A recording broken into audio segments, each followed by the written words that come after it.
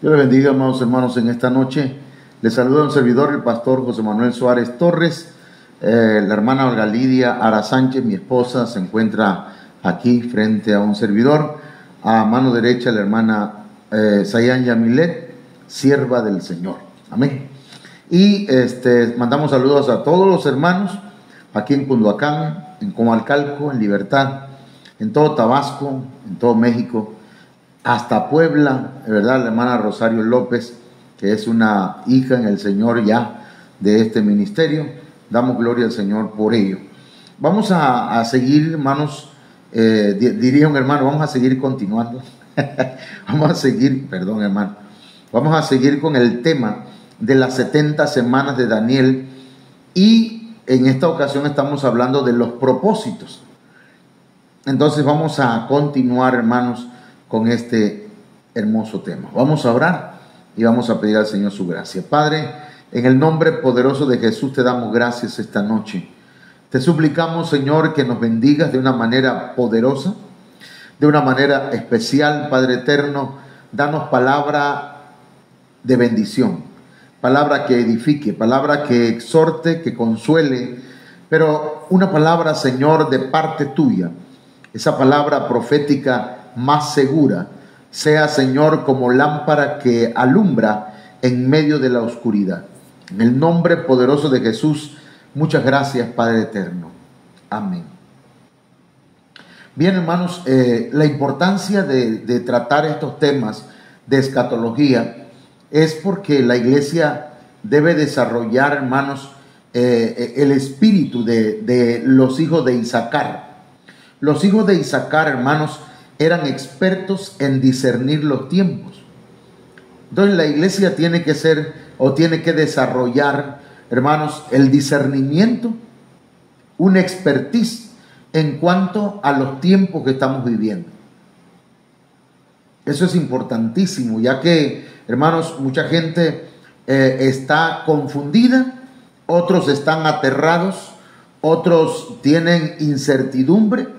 De manera, hermanos, que es importante que como siervos del Señor, como ministros del Señor, tratemos pues de ubicarnos nosotros primero, la iglesia, y también, hermanos, todos aquellos que son llamados por el Señor para ser parte de la congregación, parte del Israel espiritual, parte de la iglesia.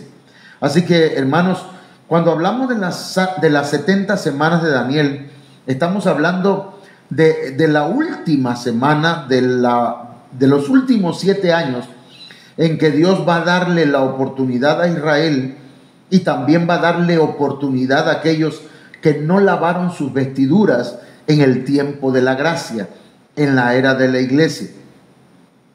La era de la iglesia comprende, hermanos, desde que Jesucristo muere en la cruz del Calvario y hunden la lanza en su costado y sale sangre y agua, porque la iglesia surgió del costado de nuestro Señor Jesucristo. De manera, hermanos, que ciertamente, ¿verdad?, en el aposento alto se derramó el Espíritu Santo, eso para investir a la iglesia de poder. Pero la iglesia, hermanos, así como en Adán, el Señor sacó del costado de Adán, sacó a su compañera, de igual manera del costado de nuestro Señor Jesucristo, que es el postrer Adán, fue sacada la novia, la iglesia, la amada del Señor. Así que, mis amados hermanos, quiero explicar esto con la ayuda del Señor. Quiero, no estoy viendo claro aquí, denme chance, yo pensé que estábamos... ahora sí, ¿verdad? A ver. Ok. Entonces, hermanos, no sé si se ve bien ahí, lo hice ya con otro color para que lo alcancemos a ver, pero voy a tratar de explicar este diagrama o ¿cómo se llama esta imagen? Se me va muchas veces, pero veamos aquí, hermanos. Este esquema. Esta es una línea de tiempo. Una línea de tiempo hermanos, que nos habla de las 70 semanas. Fíjense bien, aquí comienza las 70 semanas. De manera que de aquí a esta línea o a esta raya negra, hermanos, hay 7 semanas, 49 años, cuando se reconstruyeron los muros de Jerusalén. Esto usted lo puede ver en Daniel 9:25 y Nehemías 2:1. De manera que 7 semanas son 49 años, porque cada semana profética espiritual, hermanos, hablando espiritualmente, cada semana son 7 años. De manera que si son 7 semanas, se multiplica por 7 y nos viene dando 49 años. Una semana profética son 7 años.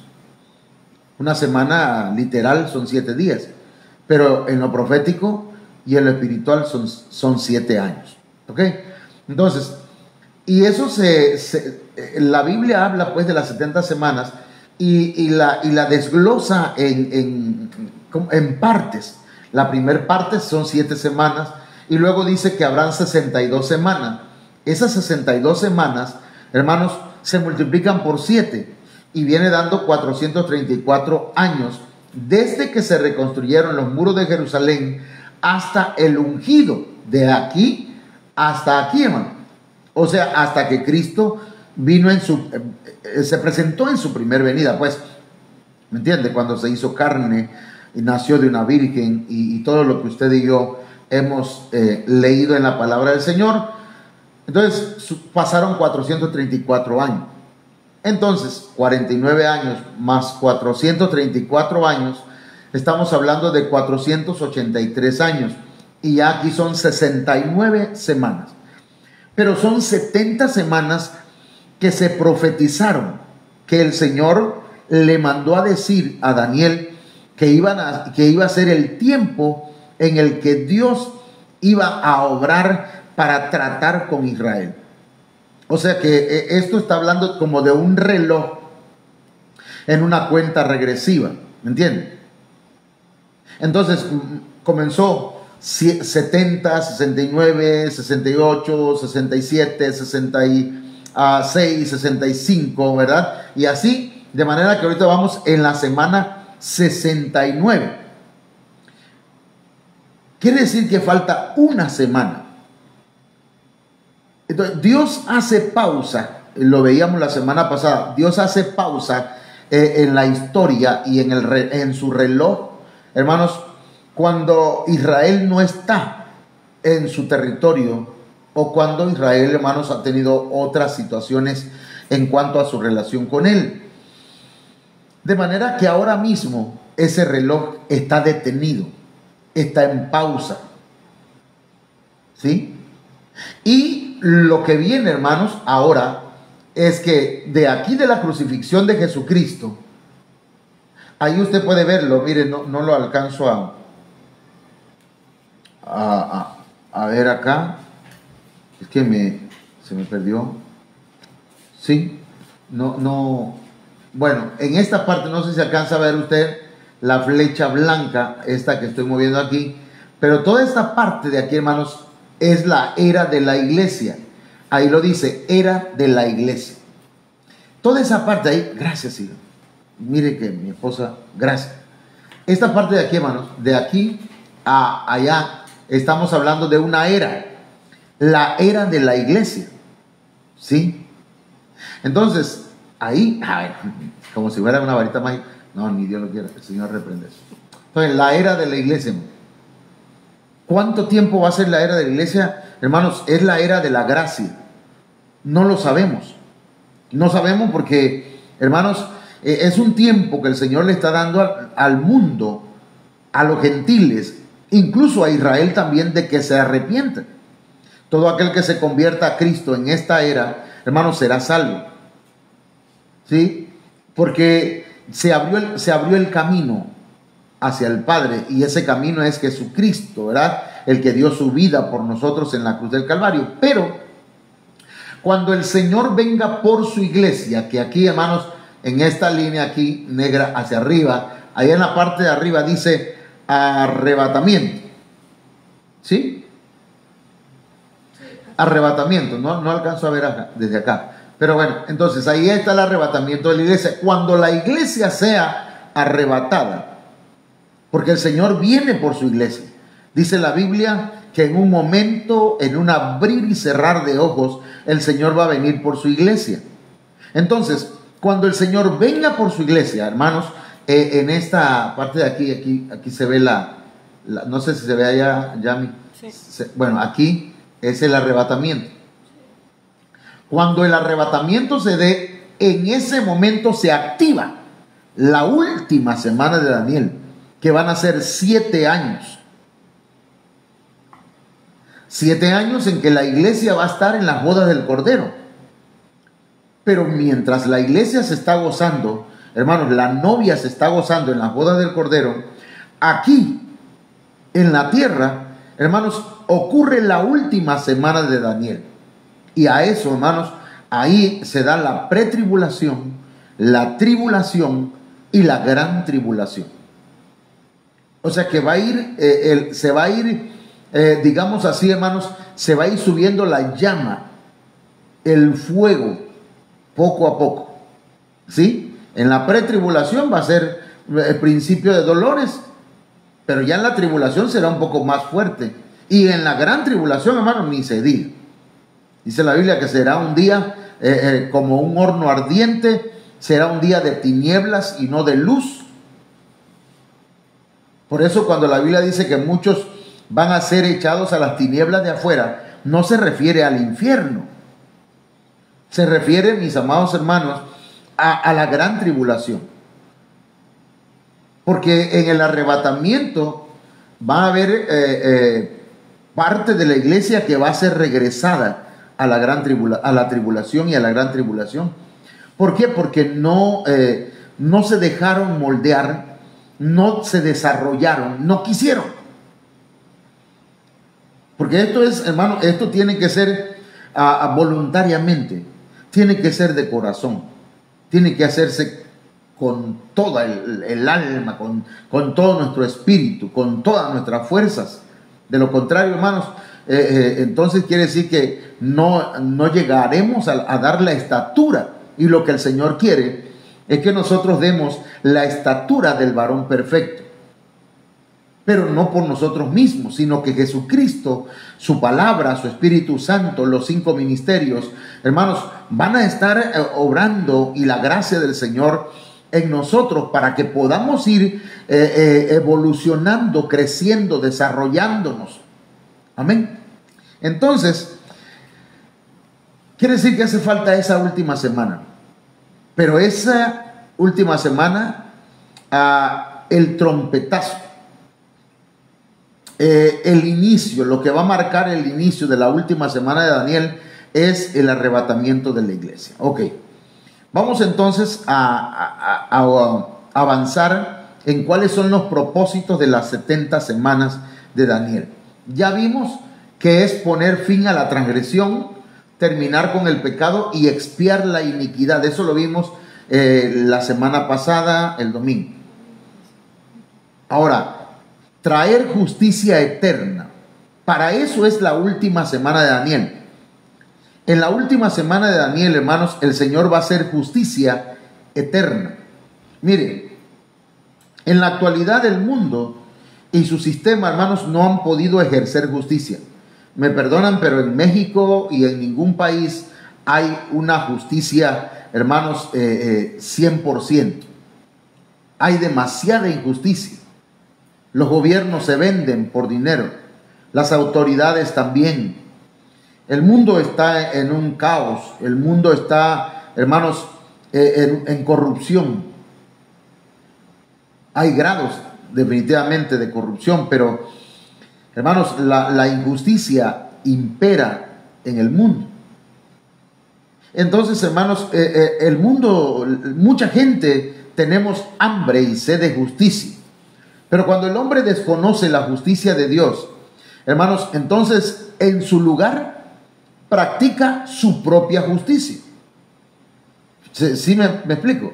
Mucha gente que no conoce la palabra de Dios, hermanos, quiere hacer lo correcto, quiere hacer lo que es justo delante del Señor, lo que agrada al Señor, lo recto. Pero como no conoce la palabra de Dios, entonces, hermanos, practica su propia justicia, una justicia humana, lo cual, hermanos, lo conduce al error.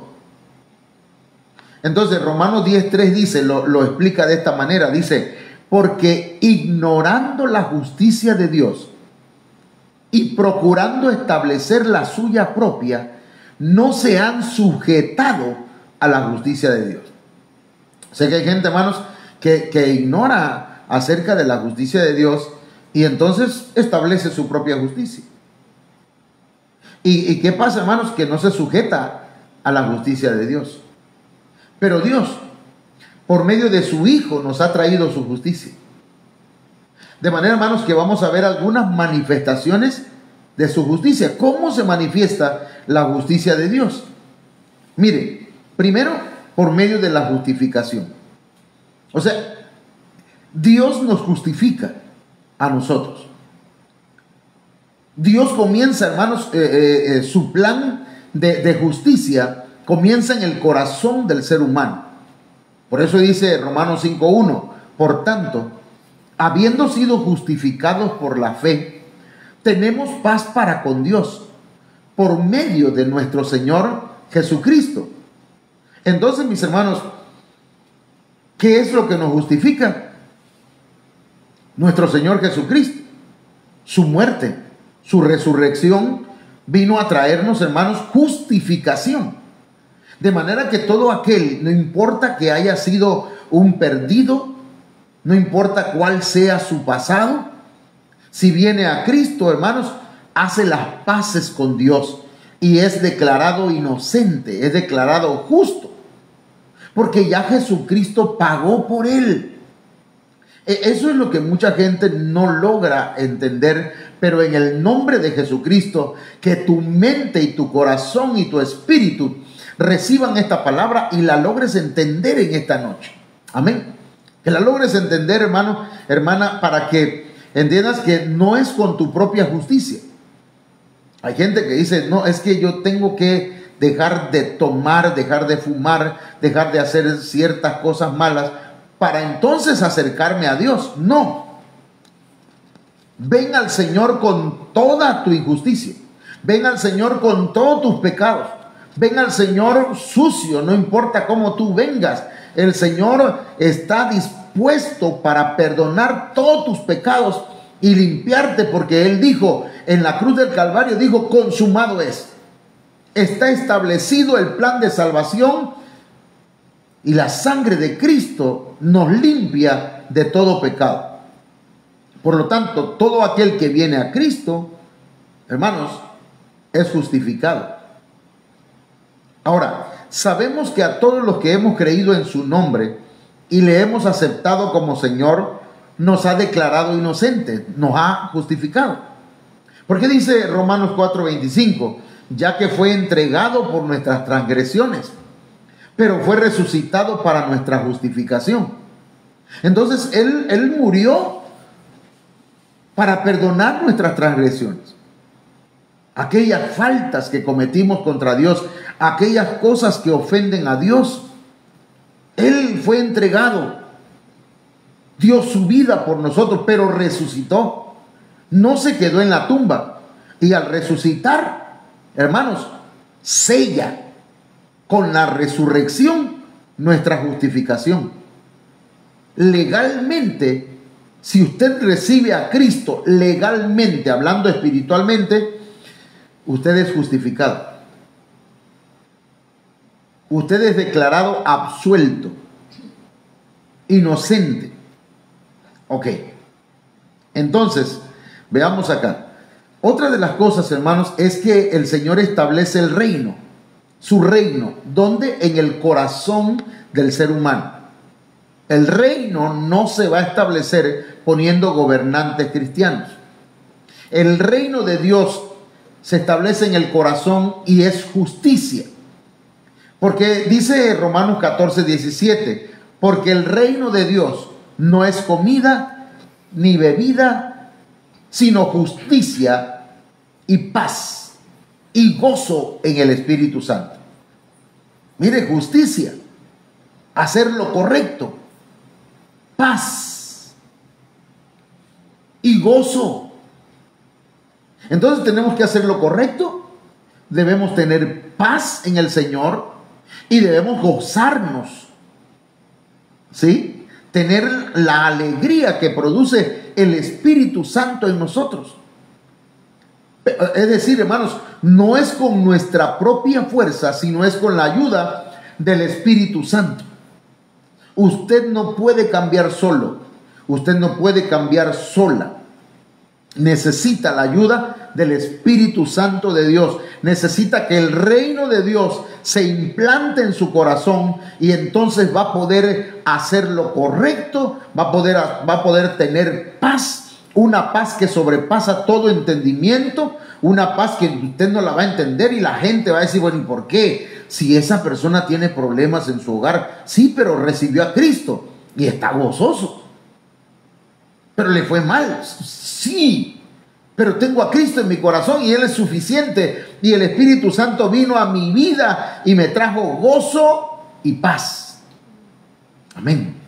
Entonces, hermanos, Salmo 119, verso 42 nos dice que su reino es justicia, paz y gozo. Su justicia también será evidente en su reinado milenial y en la eternidad, porque su justicia es justicia eterna, dice el Salmo 119, 142. Entonces su justicia, hermanos, es para siempre. Amén. Entonces, pasamos entonces a lo siguiente.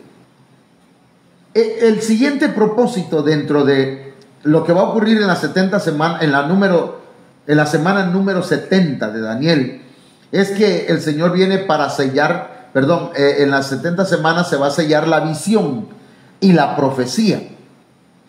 ¿Y eso qué significa? Bueno, sellar la visión y la profecía. Esto significa, hermanos, que todas las profecías anunciadas a través de los profetas del Señor se habrán de consumar. ¿Oyeron eso? Todas las profecías que están en la Biblia, en la palabra del Señor, se van a consumar. ¿Qué significa consumar? Se van a cumplir. Todas. Aquellas que mucha gente dijo, no, que va a ser, no, ¿cuándo que va a caer un meteorito en la tierra y que el mar se va a convertir en sangre y los ríos? Eso no va a suceder, mucha gente dice. Pero, hermanos, en la 70 semana de Daniel o en la última semana de Daniel, hermanos míos, ahí se van a cumplir, se van a consumar todas las profecías que están en la palabra del Señor.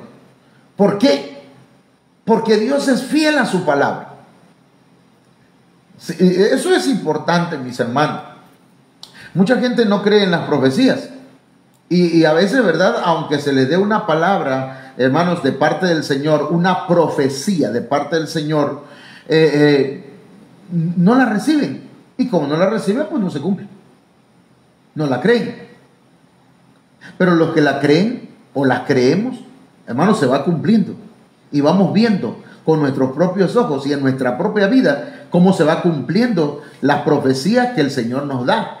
Entonces, ¿cuánto más la palabra profética más segura que es la Biblia? La Biblia dice que sus profecías se cumplirán. El cielo y la tierra pasarán, mas mis palabras no pasarán. ¿Sí?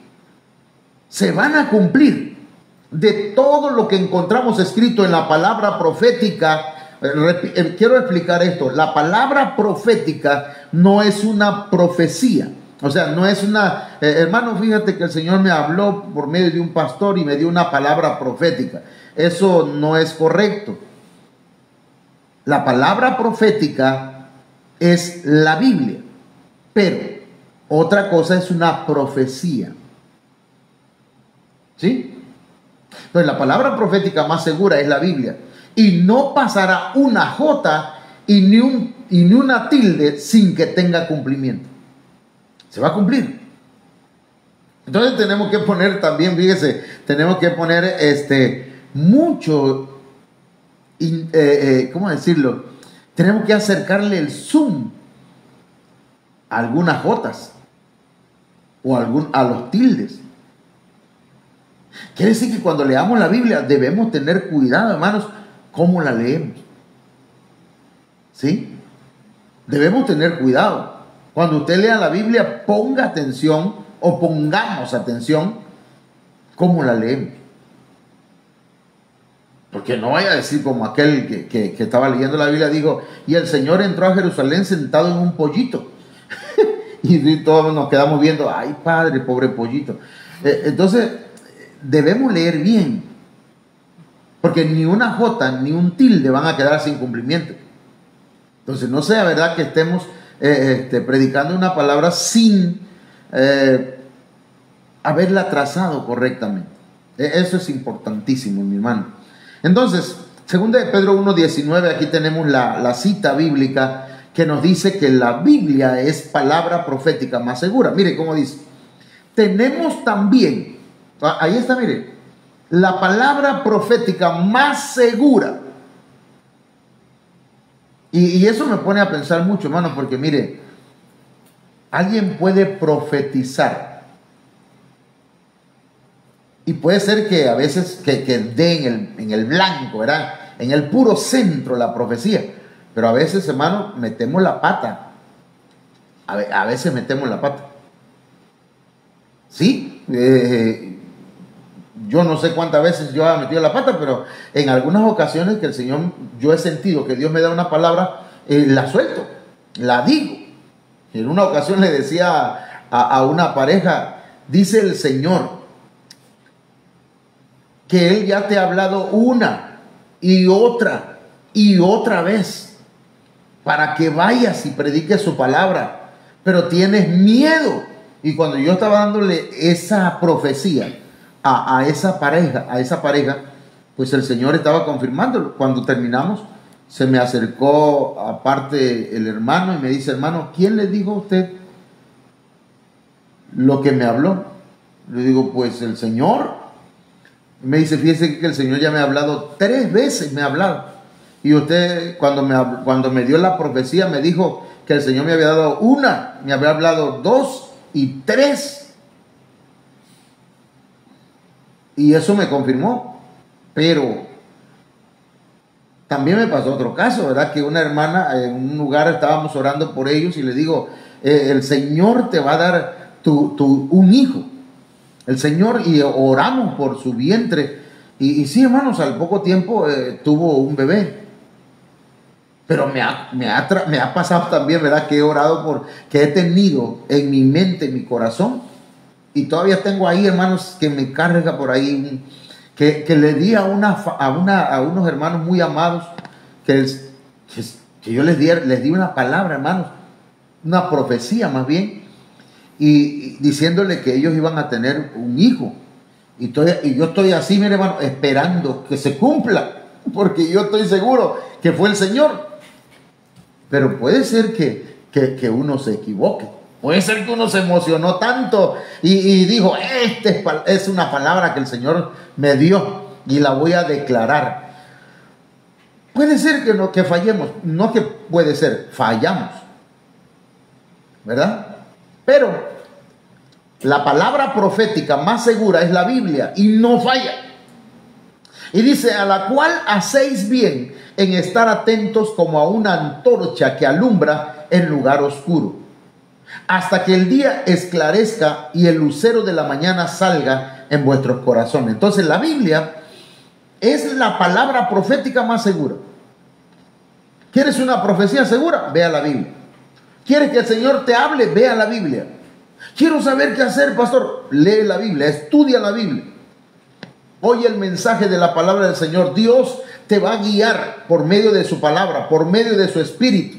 No por tus emociones, no por lo que dice fulano, no. Por lo que dice el Señor en su palabra y por medio de su Espíritu Santo. Amén. Ahora, es importante creer. Digo esto porque, mire, en la congregación que pastoreo me ha tocado, y voy a poner un ejemplo de dos hermanos. A un hermano el Señor le mostró que iba a haber un tiempo de bendiciones y abundancia, y declaré una palabra sobre él. Y le dije, este año el Señor te va a bendecir y te va a prosperar y te va... Y ellos empezaron, hermano, ya iba a decir alguna cosa, pero llegó el momento que se alejó, se apartó del Señor. Pero al mismo tiempo le di una palabra a otro hermano y le digo, el Señor va a comenzar a bendecirte y te va a dar, este año te va a dar tu camioneta, para que ya no dependas de un patrón, sino que tú seas tu propio patrón y tengas tu propia empresa, tu propio trabajo, y te va a dar tu casa. Entonces de pronto llega el hermano un día y me dice, pastor, ahí está la camioneta que el Señor me dijo que me la iba a dar. Y oramos por su camioneta. Y ahora está construyendo su casa de material. Entonces yo lo que quiero decir con eso, no estoy alzándome el cuello, hermano, porque ya no me da más para arriba, mire. Es más, casi no tengo cuello ya. Perdón, hermano. Pero lo que quiero decir es que la profecía, si la crees y viene de parte de Dios, se va a cumplir. Pero si no la crees, aunque venga de parte de Dios, eso está en la Biblia. Yo ahorita no me voy a meter ahí porque vamos a tardar más. Seguimos. Entonces, la Biblia es la palabra profética más segura. Dice Mateo 5:18, porque de cierto os digo que hasta que pasen el cielo y la tierra, ni una jota ni una tilde pasará de la ley hasta que todo se haya cumplido. Amén. Ok. Entonces, el otro propósito por el cual viene la última semana de Daniel, o lo que se va a cumplir en la última semana de Daniel, es que ahí dice que se va a ungir el lugar santísimo. Este último evento, esta última semana, se cumplirá al finalizar las 70 semanas. Cuando se inaugure,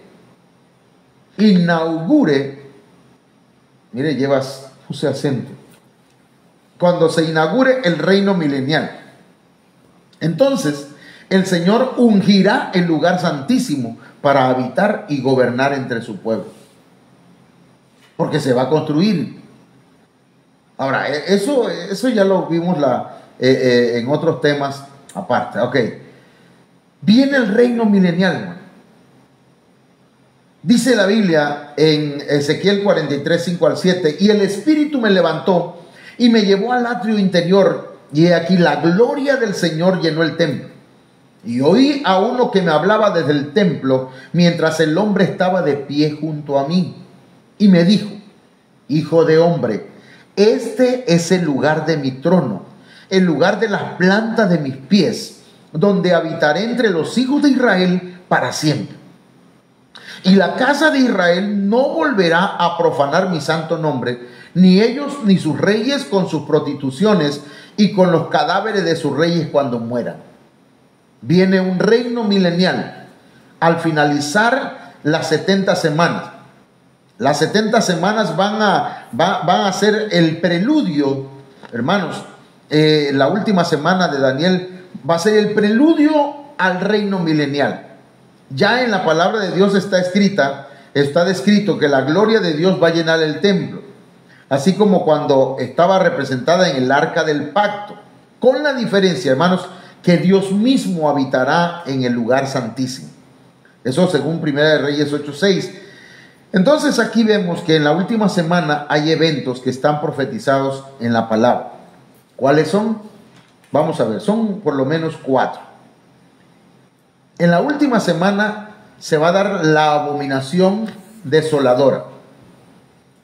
Y dice, por tanto, cuando veáis la abominación de la desolación, de que se habló por medio del profeta Daniel, colocada en el lugar santo, y dice, el que lea entienda, Mateo 24:15.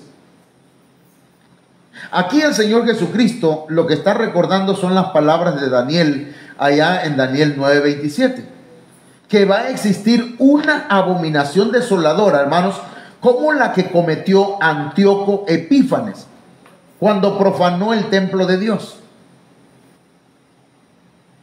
que mató un cerdo en el templo de Dios, profanando el lugar santísimo. Ahora, hermanos, ese evento se va a repetir, va a volver a suceder en la época del gobierno del anticristo. O sea que lo de Antíoco Epífanes fue como un preludio o una prefigura, hermanos, de lo que va a suceder en la última semana de Daniel. Va a haber una abominación, una desolación, hermanos, que va a venir al templo del Señor. Quiere decir que se va a construir el tercer templo en Jerusalén. Número 2, va a venir la destrucción del inicuo. El inicuo, hermanos, es una forma de referirse al anticristo. Dice en 2 Tesalonicenses 2:8, y entonces será revelado ese inicuo. Se va a revelar, se va a manifestar el anticristo, se va a dar a conocer. Y dice, a quien el Señor matará con el espíritu de su boca y destruirá con el resplandor de su venida.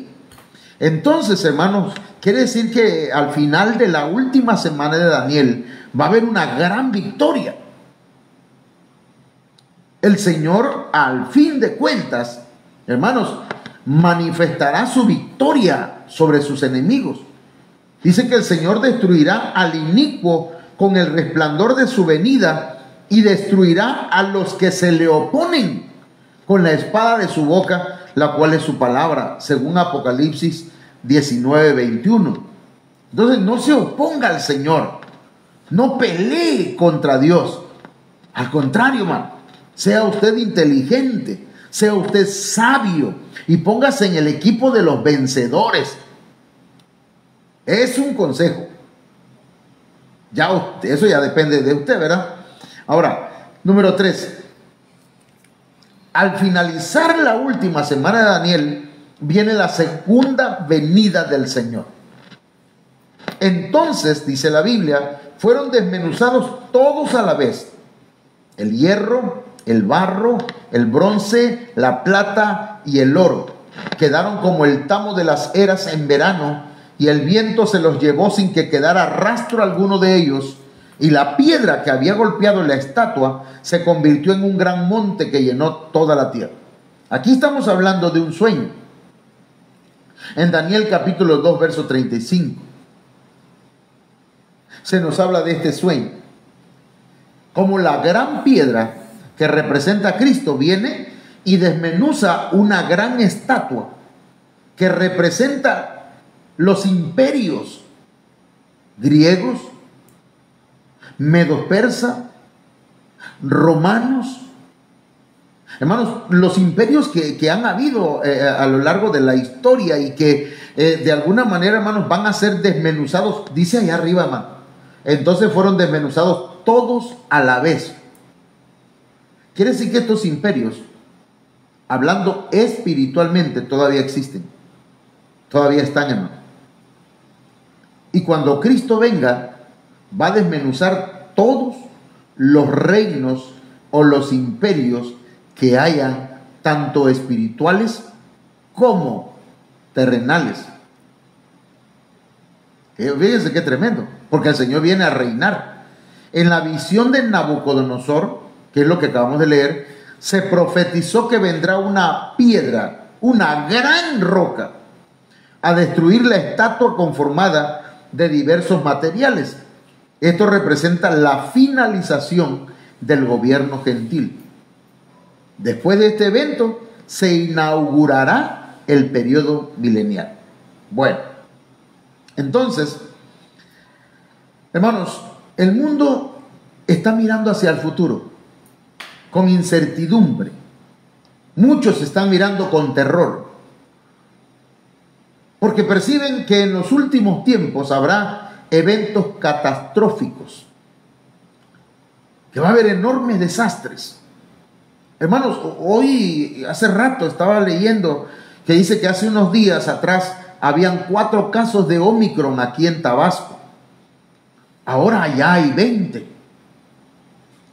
Y apenas está saliendo las fiestas. Apenas estamos saliendo de las fiestas que hay. Y vienen todavía otras fiestas.